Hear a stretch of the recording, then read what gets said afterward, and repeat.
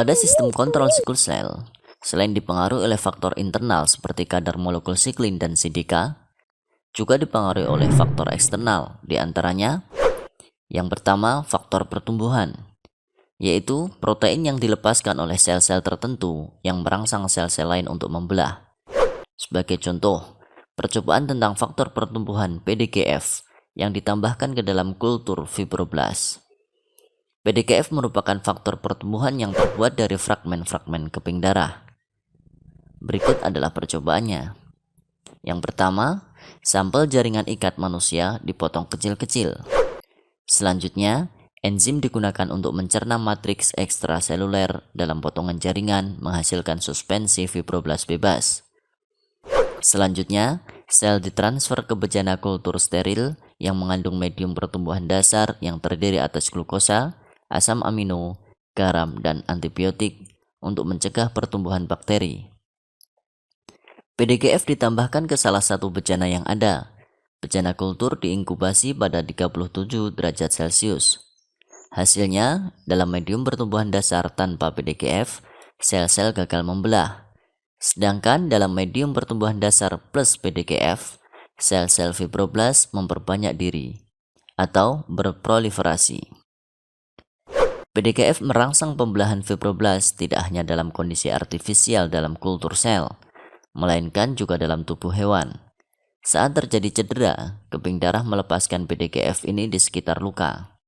Akibatnya, proliferasi fibroblast akan membantu menyembuhkan luka. Yang kedua adalah penghambatan bergantung densitas, yaitu suatu fenomena saat sel-sel yang berimpit-impitan berhenti membelah. Sel hasil kultur membelah secara normal hingga membentuk suatu lapisan tunggal sel-sel di permukaan dalam dari wadah kultur. Setelah terbentuk satu lapisan tunggal sel-sel, maka sel itu akan berhenti membelah. Jika beberapa sel disingkirkan, sel-sel di perbatasan ruang yang terbuka mulai membelah lagi dan berlanjut hingga ruang kosong itu terisi. Penelitian terbaru menunjukkan bahwa pengikatan protein permukaan sel ke protein serupa pada sel di sebelahnya mengirimkan sinyal menghambat pertumbuhan pada kedua sel. Ini mencegah keduanya meneruskan siklus sel meskipun ada faktor pertumbuhan. Yang ketiga, ketergantungan tambatan. Agar membelah, sel harus melekat ke suatu substrat, misalnya bagian dalam wadah kultur atau matriks ekstraseluler jaringan.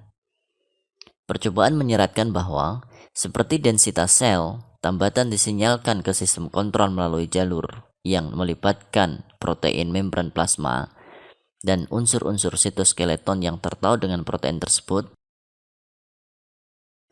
Penghambatan bergantung densitas dan ketergantungan tambatan tampaknya berfungsi dalam jaringan tubuh maupun kultur sel, yaitu menghentikan pertumbuhan sel pada densitas dan lokasi yang optimal. Hal ini berbeda dengan sel-sel kanker. Sel kanker tidak menunjukkan penghambatan bergantung densitas maupun ketergantungan tambatan.